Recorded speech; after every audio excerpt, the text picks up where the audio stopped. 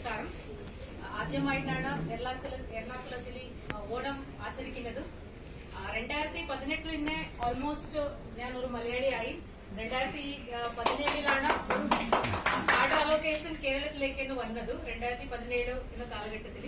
18 ആദ്യ ഓണം സെലിബ്രേറ്റ് ചെയ്തത് നമ്മുടെ ലാൽ ബഹാദൂർ ശാസ്ത്രി നാഷണൽ അക്കാദമി, നമ്മുടെ ട്രെയിനിങ് സെന്റർ ഉണ്ടല്ലോ മസൂറിയിൽ, അവിടെയാണ് ഫസ്റ്റ് ടൈം ഓണം സെലിബ്രേറ്റ് ചെയ്തത്.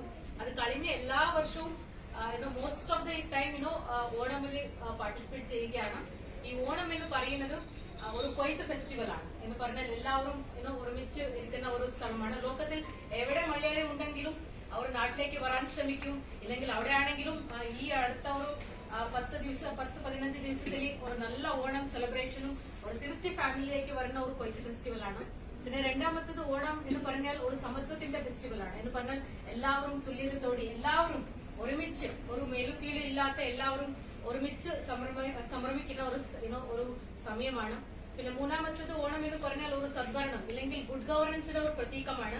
എസ്പെഷ്യലി നമ്മളെല്ലാവരും ഒരു സിവിൽ സർവന്റ്, പബ്ലിക് സർവന്റ്സ് ആയതുകൊണ്ടും ഈ ഒരു ഓണത്തിൽ നമുക്ക് ഒരു ഗുഡ് ഗവർണൻസിന്റെ ഒരു ഇത് കൂടെ നമുക്ക് പ്രതിജ്ഞ കൂടെ നമുക്ക് എടുക്കേണ്ടതുണ്ട്. ഈ ഒരു ഫെസ്റ്റിവലിന്റെ ഒരു വിശിഷ്ടത്തെ എനിക്ക് മനസ്സിലാവുന്നത് തിരുവാതിര കളിയും പൂക്കളവും പിന്നെ ഓണം സദ്യവും പിന്നെ എല്ലാ മത്സരങ്ങളും. ഓൾറെഡി കുറെ മത്സരങ്ങളായി, ഇന്നും പല മത്സരങ്ങൾ ബാക്കി ഉണ്ടായിരിക്കും. എല്ലാവർക്കും ഈ ഒരു ഓണം ആയുർ ആരോഗ്യ ഐശ്വര്യ എല്ലാം കൊണ്ടുവരട്ടെ. ഈ ഒരു പൊന്നോണം എല്ലാവർക്കും, നിങ്ങൾക്കും താങ്കളുടെ ഫാമിലിക്കും ഒരു നല്ല ഭാവങ്ങളും ഒരു സന്തോഷവും എല്ലാവർക്കും കൊണ്ടുവരട്ടെ എന്ന് ആശംസിക്കുന്നു.